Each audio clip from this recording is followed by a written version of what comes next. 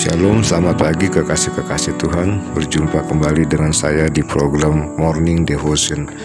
Dan pagi ini kita akan melihat pembahasan tentang buah roh bagian yang terakhir, yaitu penguasaan diri. Sebelumnya kita membuka dulu kitab kita dalam Galatia pasal 5 ayat 22 dan 23. Demikian firman Tuhan, tetapi buah roh ialah kasih, sukacita, damai sejahtera, kesabaran, kemurahan, kebaikan, kesetiaan, kelemah lembutan, penguasaan diri. Tidak ada hukum yang menentang hal-hal itu. Rasul Paulus menyimpulkan daftarnya mengenai buah roh dengan menambahkan penguasaan diri di bagian akhir. Ungkapan buah roh yang khusus ini amat penting kalau kita menyadari konteks pernyataan ini, karena meliputi perbuatan daging sebagaimana dipaparkan dalam Galatia pasal 5 ayat 18 sampai dengan 21. Sejak awal sejarah, manusia telah berusaha menciptakan hukum dan menetapkan batasan-batasan terhadap nafsu, kecenderungan, dan perbuatan mereka yang tunduk kepada hidup yang menghambur-hamburkan uang secara egois dan perilaku yang tidak terkendali. Firman Tuhan mengajarkan kepada kita bahwa setiap individu harus mengembangkan pengendalian rohani batinia untuk membantu mengatasi kecenderungan jahat dan memungkinkan kita menguasai diri sendiri. Penulis kitab Amsal berkata, orang yang sabar melebihi seorang pahlawan, orang yang menguasai dirinya melebihi orang yang merebut kota.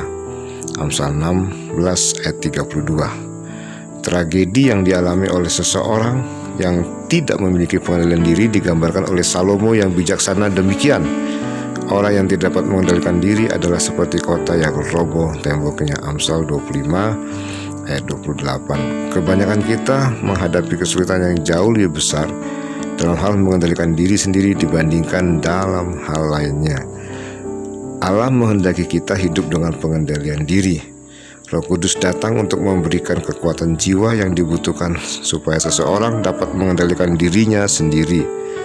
Penguasaan diri selalu meningkatkan martabat dan memberikan keseimbangan dalam karakter seseorang.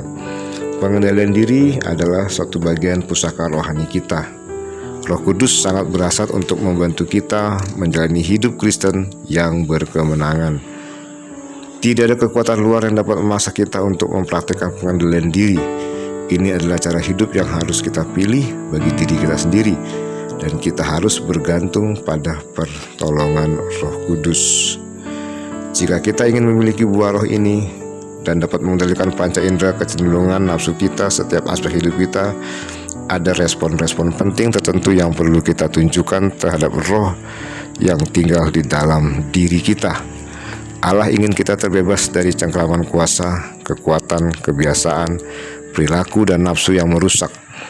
Kristus datang untuk menyelamatkan kita dari ketidakwarasan hidup yang penuh dosa, perusakan diri, sehingga jika kita ingin bisa menguasai diri kita, kita pertama-tama harus mengizinkan Yesus Kristus menjadi juru selamat dan Tuhan kita. Maka hari demi hari kita akan dipenuhi oleh roh dan berjalan di dalam roh, dan kita akan menghasilkan buah roh, yaitu penguasaan diri. Puji Tuhan, demikianlah Morning Devotion pagi hari ini. Tuhan Yesus memberkati kita semua. Shalom.